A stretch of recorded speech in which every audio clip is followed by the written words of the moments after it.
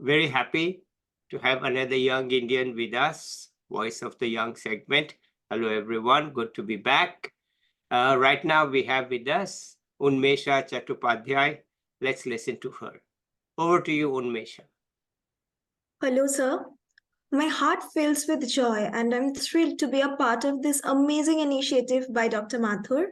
I'm Unmesha Chattopadhyay, a second-year student in Indian Institute of Foreign Trade, Kolkata, and I would love to take this opportunity to share my journey with economics so far. Okay, let's do it. Yes, sir. Sir, so I would love to begin with why I've chosen economics, how I've chosen economics. So this starts when I was back in school. So when I was in school, I was interested in almost all the subjects.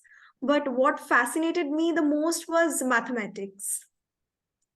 And until class 9, I did not know what economics was and how it worked, nothing. So when I would got introduced to economics in my ninth standard, I was like, okay, I love this subject, and that subject really intrigued me. And towards 11th, I decided that I'll be pursuing economics since I love maths, and I got to know that economics also deals with maths, and maths is like one of the most important tools in economics. So that is how I'd chosen economics. Thereafter, I did my bachelor's in economics from St. Xavier's College, Kolkata. Alongside my academics in St. Xavier's College, Kolkata, I interned in SRMB TMT Bar. It's a manufacturing company. I was interning in their finance department. And when I was interning with SRMB, I kind of it somehow ignited in me how it is important to connect the bookish theory into real life situations, because bookish theories are extremely important. That is the base of our knowledge, but most of us do not know how to connect with the real life dynamics. So that was the very first time it ignited in me the importance of connecting the theories with the real life scenarios. So that was when I was interning during my undergrads. Thereafter, I was doing several events in the college, participating in seminars, and towards the end of my second semester, the COVID hit us. Right. Yes, and that was a turning point for all of us. So, like everything, COVID also had its pros and cons. Cons, I think all of us know that how it affected our tenacity to some extent, but I think it also had a lot of pros because we got so much of time that we could engage ourselves into article writing. We could engage ourselves into doing several other things. Like I was working as a content writer for some time. Then I was and doing some of the article writings for college magazines, my college magazine, some other colleges magazine. So there also okay, so this rings a bell when I talk about the articles. So I wrote an article about the farm bills that were there during the COVID time.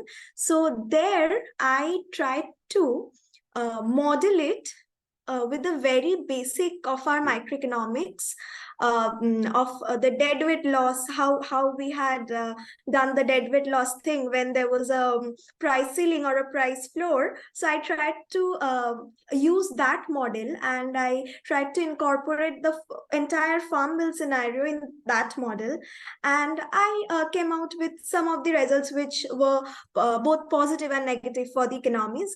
So there also I tried to link the theories that we were taught to the real life policies that were taken. So another article that comes to my mind that I had written was, it was just after 2021, COVID was still there, So our college magazine, the 22nd edition was probably going to be published, and there the topic was effect of COVID-19 in the economy, and I had chosen how it had affected the MSMEs in India.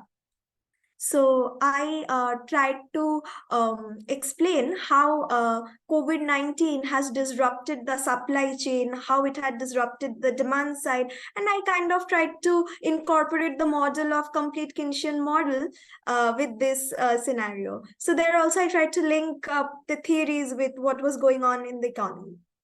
So and these were the two things. Apart from that, sir, we also engaged in a lot of webinars during COVID. Uh, I remember we were there working with one in one of the webinars where Professor Yunus was invited. That Wow. was an yes, that was an amazing and insightful session for all of us. Yeah. So that was one thing, sir. And then I completed my undergrads. Thereafter, I came to IIFT. And here also, I feel very happy to be here because most of my majors, electives are trade-based. And I am very much interested into international trade and macroeconomics and development. Apart from my interest in linking theories with the real life scenarios. While I completed my second semester in IIFT, I got into the internship in NABARD. And there, I learned a very, very different kind of things. I worked in a project that was banking technology adoption in cooperative banks, which was very new to me. I had like very little idea about what cooperative banks are.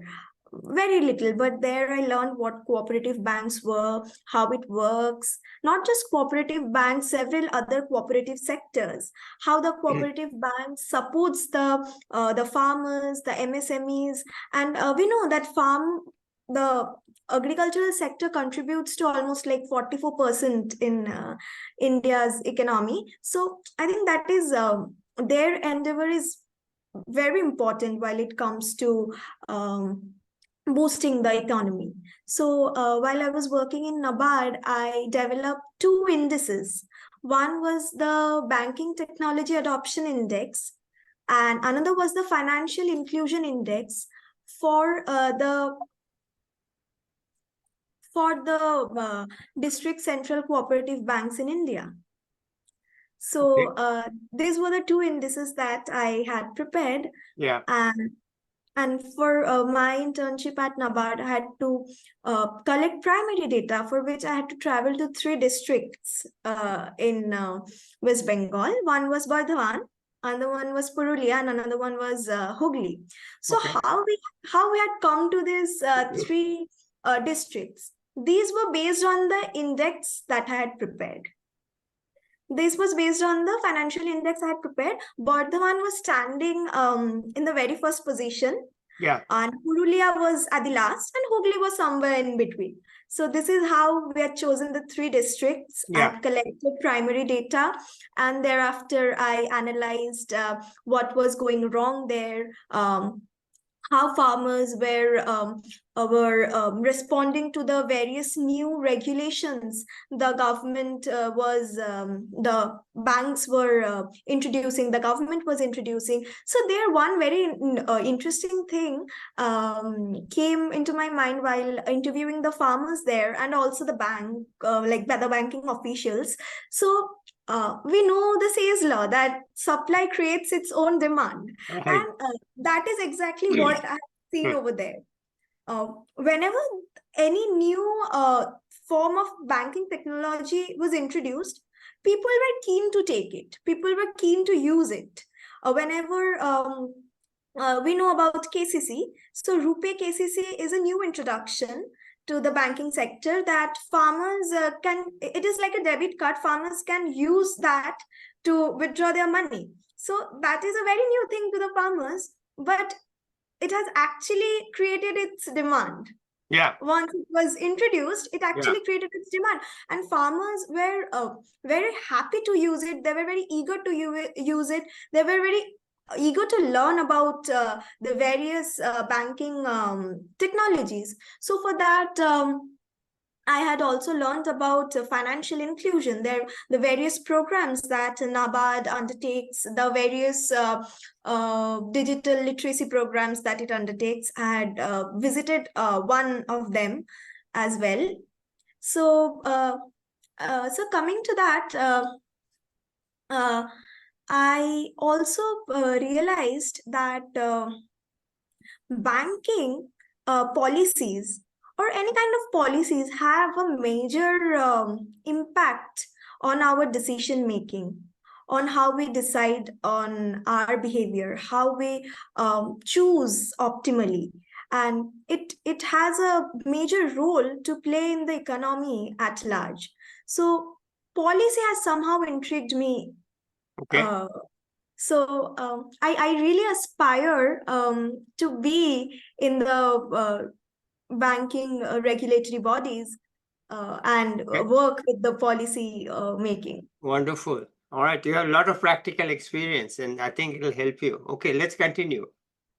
Yes, sir. Sir, any questions that you would like to? No. You go ahead. If I have a question, I'll ask later. You please continue. Tell us about Absolutely. all that you are doing. Okay. Yes, sir. Sir, also, I would like to emphasize that internships are very important during our, along with our academics, because when we are doing our studies in college, we are learning theories, but when we are doing internships, we are getting hands-on experience. And internship doesn't mean any internship. Internship means doing some relevant internships. I'm doing economics. I can work as a content writer, but I should do internships that adds value to what I'm already doing. So choosing internships is one of the very important things that the students must keep in mind. So both my internships, my internship in SRMB and my internship in NABARD, both helped me greatly, because in SRMB, I learned about, I was a finance intern there. I learned about what credit rating was. It was the very first time that I was introduced to the concept of credit rating. I did not know what credit rating was before I went to my internship there. So credit rating, and then I worked about the interest rate discrepancies. There are several discrepancies that the companies and the banks have. So I worked in that part, that how there are interest rate discrepancies, the calculations of the banks and the calculation of the companies. And I worked in that part. So it helped me a lot, because in our third semester, we had a paper called Banking and Financial Intermediation. Yeah. So there, the concept was credit rating was there. Several other concepts were also there, which I was already been introduced to before. So it helped me a lot during my like course as well. And coming to NABARD's internship, it had taught me a lot. I used principal component analysis for creating the index, like both the indices, and I also use the very famous UNDP method, the one we use for the Human Development Index and the Poverty Index. I also used both the methods, and what I did was I compared, like I had made two indices. First was the Financial Inclusion Index, which I prepared using the I prepared using the principal component analysis method and the UNDP method. And I compared the two, that how the ranks are differing in both the indices, like both the methods. Both methods, Yeah. right. Same Yeah, thing. both the methods. I calculated them individually and then I compared. Same goes for the Banking Technology Adoption Index. Yeah. So this also helped me a lot during my BFI paper, because there also we were taught some parts of principal component analysis in Yeah. component analysis and financial inclusion and things like that. So which I was already introduced before in NABARD. So things like this also helped us. And this I believe is extremely important to have relevant internships along with our academic journey. So lastly, I would I would like to say some things to my juniors. Yeah, please. Yeah. So first is this is absolutely from my personal experience. Yeah. First is we should always keep updating ourselves. So how we can do that? First is keeping ourselves um, you know updated with what is going on. What are the different seminars, the different webinars, what are the different competitions, quiz competitions, debate competitions, what is going on around in different colleges. That is one thing I believe students should keep themselves updated with. Second thing that they should keep themselves updated with is what kind of requirements the companies have. Like many of us are not going for not going for research directly. Many of us are going for placements and maybe later going for academics again. So for them, they also need to keep in mind that what are the requirements of the companies, and they should prepare themselves eventually with those skills. So because programming, coding, these things are very important these days, and I believe like students like us should learn this and take free courses. There are several courses. If we go up on the internet, we see there are several courses, free courses available online. So students must keep themselves updated with these things. Second, I believe we should keep our tenacity, and we need to have our perseverance. This rings a bell that once I attended a seminar by Dr. Krishnamurthy Subramaniam. He was our chief economic advisor then. It was in the year 2019. I was just a first year fresh student in St. Xavier's College, and I was attending his seminar. And I remember him saying that you need to have your continuity, you need to have perseverance to be able to achieve something. Yeah. It is not that you work for 16 hours a day and the next day you don't work. Yeah. You don't go like that. No. You keep your time you should like divide your time consciously, and then you should work. Like if you work 4 hours every day, that is more efficient, that will give you more productive results than working 16 hours a day and not working the second day at all. Okay. So that is one thing that we should be we should continue doing what we do. Yeah. And third is that everybody, like all my juniors, rather everyone, should be open to ideas. Yeah. Like we should not be rigid on what we think, and we should let our mind open so that we can get new ideas. So it is absolutely right to be opinionated, but we should not be rigid on what we think. Yeah.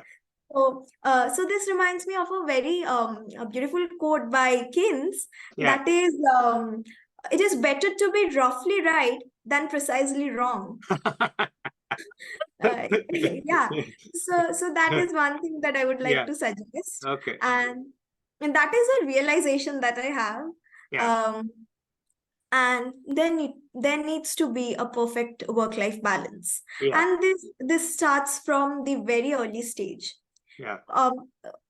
Like for me, apart from my academics, I'm a classical dancer and I'm very passionate about it. Okay. So what it does is it enhances our cognitive ability. Mhm. It helps us to know how to balance our work and our passion and everything. So to start this work-life balance procedure from a very early stage of life actually helps us in the long run.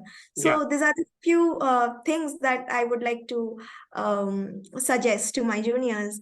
If they keep these in mind, I believe this is going to help them. Yeah. Okay. I have only one question for you. Yes, sir. What do you do for fun? What do I do for fun? Yeah. For fun, if you say, I'm a very passionate classical dancer, so that is one thing I So always do tell us whenever. about that dance. Sir, I am a ODC dancer. Yeah. Sir, just in January 19th, I have a performance in the Kolkata International Dance Festival. Wow. So, And whenever you didn't bring a clip to show us?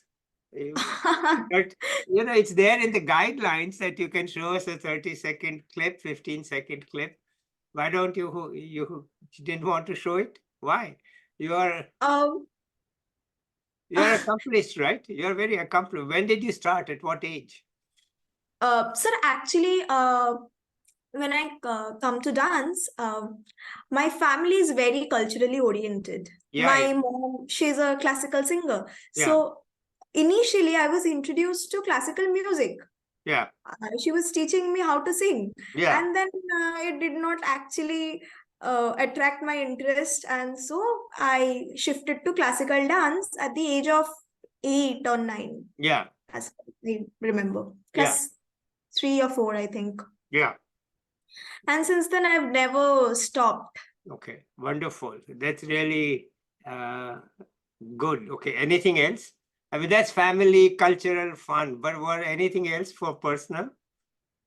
Sir, I also read books. I read Okay. psychology books. I'm very much Mhm. into psychology. Hmm. I listen to sessions, talk sessions, Yeah. Okay. by different professors, by Okay. eminent figures. All right. Wonderful. I think you have something else you want to add? I have no more questions. You want to add something more here? No, sir. I think that is all that I had to say. Okay, good. So let's end it here, and maybe we'll catch up officially with you in a year to say where you are, what you are doing. Absolutely, sir. And in the meantime, let's say bye to everyone. I'll be back with another young person or an expert. Bye till then. Bye, everybody.